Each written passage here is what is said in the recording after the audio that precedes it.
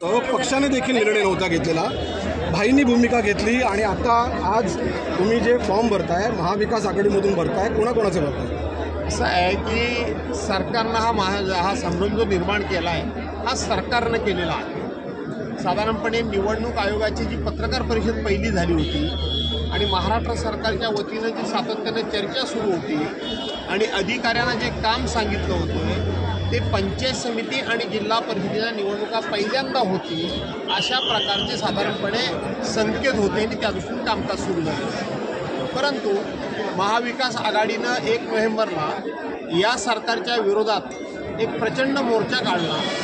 त्याचबरोबर जो अवकाळी पाऊस झाला, परतीचा पाऊस, त्यांनी सगळ्यात जास्त हा मराठवाडा उद्ध्वस्त झाला, कोकणी झालं आणि महाराष्ट्रातला बहुतेक भाग उद्ध्वस्त झाला आणि त्यामुळं सरकारच्या विरोधात ग्रामीण भागामध्ये प्रचंड असंतोषाचं वातावरण होतं। त्यामुळं सरकारनं ही 31 जानेवारीपूर्वी निवडणुका संपवल्याच पाहिजेत असा सुप्रीम कोर्टानं निर्णय दिल्यामुळं सरकारनं नाही या घाई गडबडीत निवडणुका लावलेल्या आहेत। त्यामुळं ज्या काही जुळण्या कराव्या लागतात, ज्या काही चर्चा कराव्या लागतात त्याला पुरेसा वेळ मिळालेला नाही। महाविकास आघाडीकडून 3 नावं पुढे होती। रमेशभाईंनी स्वतः सांगितलं होतं मी उभा राहणार, बाळा कदम इच्छुक होते आणि लियाकत शाह होते। आता नगराध्यक्ष पदासाठी किती जणांनी फॉर्म भरायला सांगितलं? असं आहे की तिघेच्या तिघे इच्छुक उमेदवारांची तुम्ही नावं घेतली, ते तिघेच्या तिघे इथं उभे आहेत। सर्वांना ह्याची भान आहे की कोणतरी एकच ह्यातला निवडून येणार आहे, हे सर्वांना भान आहे। आणि मग ज्या वेळेला अशा पद्धतीचं भान असतं त्यावेळेला या संदर्भामध्ये मतैक्य करण्याकरता, एकमत करण्याकरता फार काही कष्ट पडतील असं मला वाटत नाही। विरोधी पक्षातल्या महायुतीचा अजून गणिताचा तिढा सुटलेला दिसत नाही, त्याचा फायदा महाविकास आघाडीला कसा होईल? असं आहे की महायुतीमध्ये काय चाललंय हे या क्षणाला आम्हाला बघण्याची आवश्यकता वाटत नाही आहे। आम्हीच आमच्या लोकांना कशा पद्धतीनं समाधान करू हा सगळा एकत्रित क्राऊड तुम्ही जर बघितला तर हा क्राऊड बघितल्यानंतर आम्हालाच आमच्या पाठीमागे असणाऱ्या लोकांचं आम्हाला समाधान कसं करता येईल याच विचारामध्ये आम्ही आहोत। महायुतीमध्ये काय चाललंय इकडे आम्ही लक्ष दिलेलं नाही। उमेदवार कोण असेल? आज आपण नगराध्यक्ष पदाचे उमेदवार कोण असतील याचं उत्तर आत्ताच मी दिलं साहेब। आज कदम का एकत्र आपण जर पाहिलं तर गाणं पण गाजते ओढणी रमेशभाई कदम, महाविकास आघाडीचे ओढणी रमेशभाई कदम का?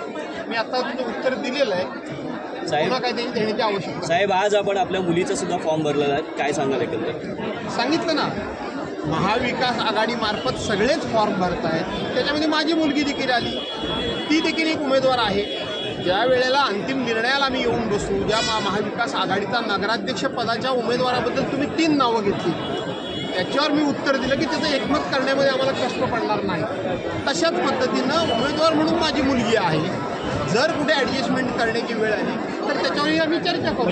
महाराष्ट्राचे आपण स्टार प्रचारक आहात महाराष्ट्राचे, तर जिल्ह्यामध्ये आपल्याला कशा प्रकारचं आव्हान असणार आहे? कारण एकीकडे सत्तेधारी पक्ष आहे महायुती म्हणून आणि एकीकडे तुम्ही आहात, तुमचा मुलगा आहे जिल्हाध्यक्ष, काय कसं असणार आहे? मी महाराष्ट्राचा स्टार प्रचारक असल्यामुळं जिल्ह्यामध्ये गुंतून पडायचं नाही असं मी ठरवलं आहे, संपूर्ण महाराष्ट्रामध्ये फिरायचं।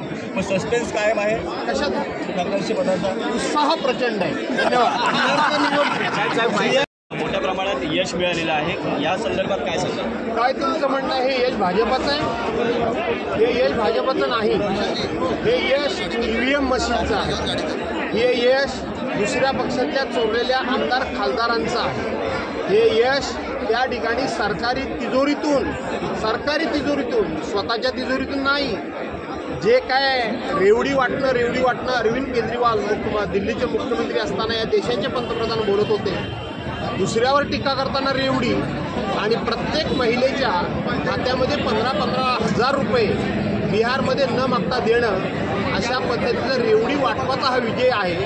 आणि त्याचबरोबर या ठिकाणी सत्तेचा दुरुपयोग करून लोकशाही संपवणं, छोट्यातले छोटे पक्ष देखील संपवणं या अहंकाराचा हा विजय आहे। भाजपचे कार्यकर्ते किंवा नेते असं म्हणतात की बिहारच्या निवडणुकीच्या विजयानंतर मुंबईची महानगरपालिका सुद्धा आमच्या ताब्यात येईल म्हणून। असं आहे की शेवटी कितीही जरी अख्खा देश यांना मिळाला तरी शेवटी यांचा जीव मुंबई महानगरपालिकेतच गुंतलेला आहे हे यातून स्पष्ट होतं। धन्यवाद। थँक्यू साहेब।